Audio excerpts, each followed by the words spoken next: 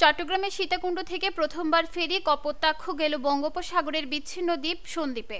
১৯ March বুধবার দুপুরে এই রুটে পরীক্ষামূলকভাবে ফেরি চালু করা হয়। আগামী ২৪ মার্চ এই রুটে আনুষ্ঠানিকভাবে ফেরি চলাচলের উদ্বোধন করার মাধ্যমে সন্দ্বীপবাসীর দীর্ঘদিনের কষ্ট কিছুটা হলেও লাঘব হবে, এমনটাই আশা দ্বীপবাসীর।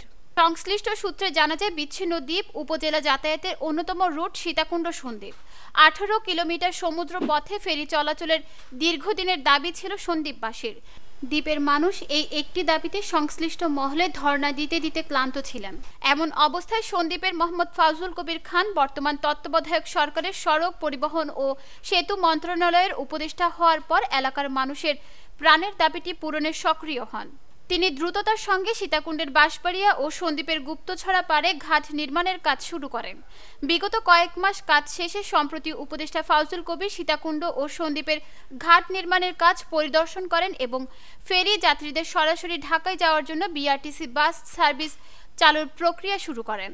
বুধবার বিআইডব্লিউটি এর চট্টগ্রামের উপপরিচালক মোহাম্মদ কামরুজ্জামান ২১ সদস্যের একটি দল নিয়ে বাঁশবাড়িয়া ফেরিঘাট থেকে প্রথমবার কপোতাক্ষ নামের একটি ফেরি নিয়ে সন্দ্বীপের উদ্দেশ্যে রওনা দেন। সমুদ্র পাড়ি দিতে ফেরিটি সোয়া ১ ঘন্টা সময় নেয়। মোহাম্মদ কামরুজ্জামান বলেন, ফেরি সার্ভিস চালুর ফলে সন্দ্বীপ থেকে যাত্রীরা ফেরিতে সীতাকুণ্ডের বাঁশবাড়িয়া ঘাট হয়ে দেশের বিভিন্ন অঞ্চলে যাতায়াত করতে পারবেন। তিনি বলেন, আমরা আশা করছি আগামী ২৪ মার্চ আনুষ্ঠানিকভাবে ফেরি চলাচল উদ্বোধন করা হবে। এদিকে দীর্ঘদিন পর নিজেদের স্বপ্ন পূরণের খুব কাছে এসে উচ্ছ্বাস প্রকাশ করেছেন সন্দ্বীপের মানুষ। পরীক্ষামূলক যাত্রায় মোহাম্মদ হাসান মাসুম নামের যাত্রী বলেন, সন্দ্বীপ নৌপথে গুপ্তছড়া ঘাট ফেরি চালু করা ছিল আমাদের দীর্ঘদিনের দাবি। অবশেষে আমাদের সেই দাবি পূরণ হয়েছে। আমরা অনেক খুশি। আমরা সন্দ্বীপবাসী সড়ক পরিবহন ও সেতু মন্ত্রণালয়ের উপদেষ্টা ফাউজুল কবির খানের প্রতি কৃতজ্ঞ। তিনি সন্দ্বীপবাসীর দুঃখ দুর্দশার কথা শুনে ফেরি চলাচলের ব্যবস্থা গ্রহণ করে সন্দ্বীপের লাখ লাখ মানুষের দুঃখ কমালেন। পরীক্ষামূলক যাত্রায় ফেরি ইনচার্জ মাস্টার মোহাম্মদ শামসুল আলম সাইফুল বলেন, ফেরি না থাকায় সন্দ্বীপের মানুষের করুণ চিত্র আমি কাছ থেকেই দেখেছি। সাগরে যখন ভাটা পড়ে ঠিক তখন স্পিড বোর্ডের ঘাটের কাছে যেতে পারে না।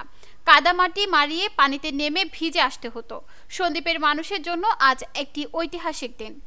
জানা গেছে, আপাতত একমাত্র ফেরি কপোতাক্ষ চলাচল করলেও এই রুটে চলাচলের জন্য আরও একটি ফেরি নির্মাণাধীন রয়েছে। নিউজ ডেস্ক, দৈনিক পূর্বকোণ।